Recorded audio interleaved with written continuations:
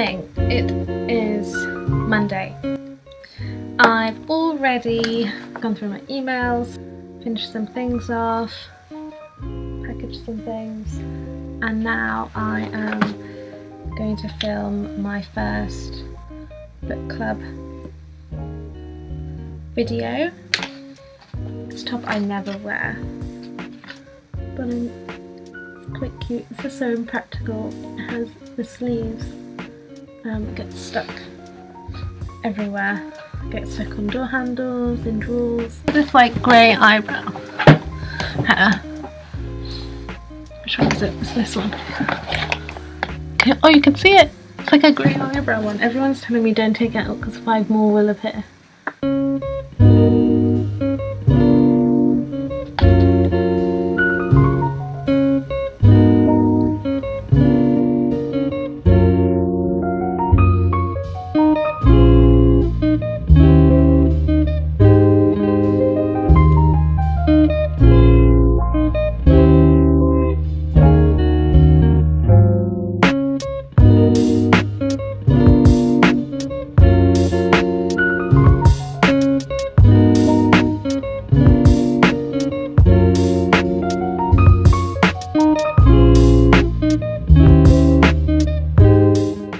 Just did my first book review and I did it in one take, motherfuckers! I'm so happy with that because the sun is nowhere to be seen.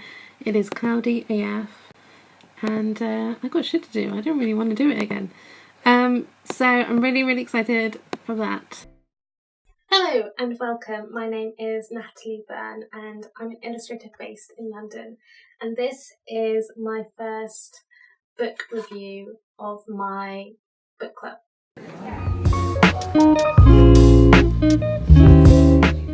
It's Thursday. It's the morning. I've woken up with a sore throat, so I'm not going to be talking. So I had the best time with some students yesterday, and I definitely could feel myself getting ill when I was talking, so it's annoying that I didn't feel like I was the most energetic, but still a great time. I still feel like I've said everything, and yeah, new day. My joggers and I'm going to spend the day drawing and probably have a nap because self-care, right?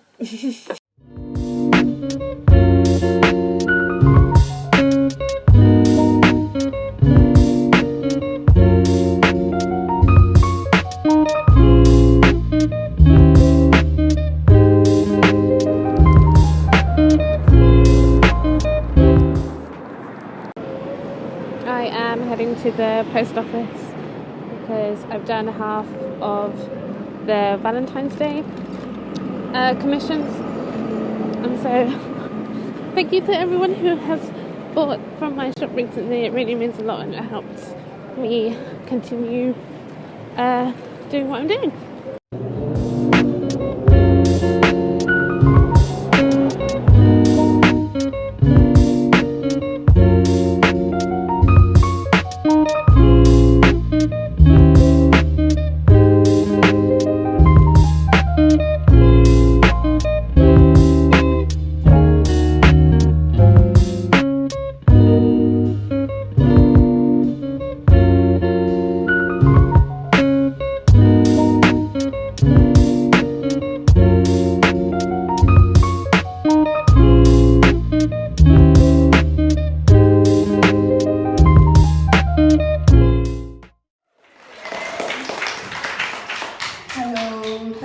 For coming.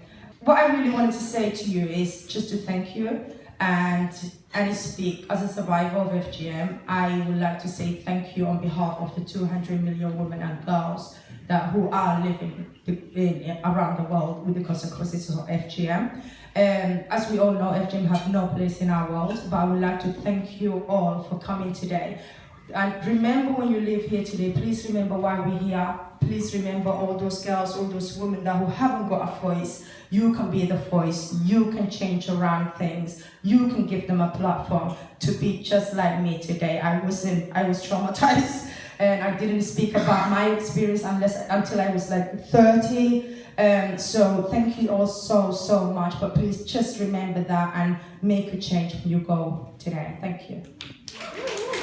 Feel that it's okay for their voice to be pointed in a direction that helps make the world a better place. We're not doing it for women, we have to do it for ourselves. And if we do it for ourselves and improve ourselves, then women have nothing to worry about.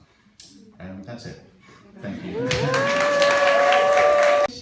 And in order for this to happen, it's important that we, the future generation, are very much involved in these conversations afterward. We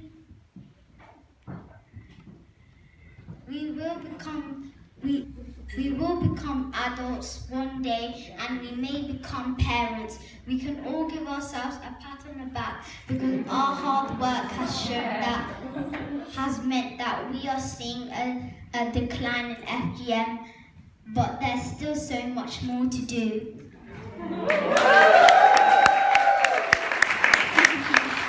A few years ago now, as a school, we researched what lesson plans were available for teachers to inform us about the practice of FGM.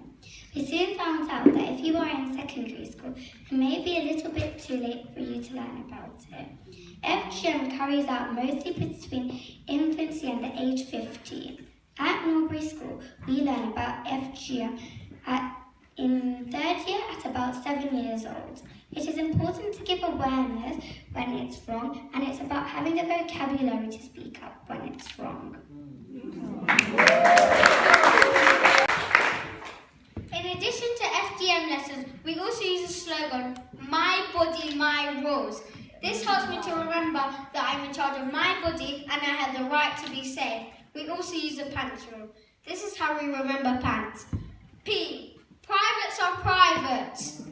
A. Always remember your body belongs to you, it belongs to you, it belongs to you, and it belongs to you.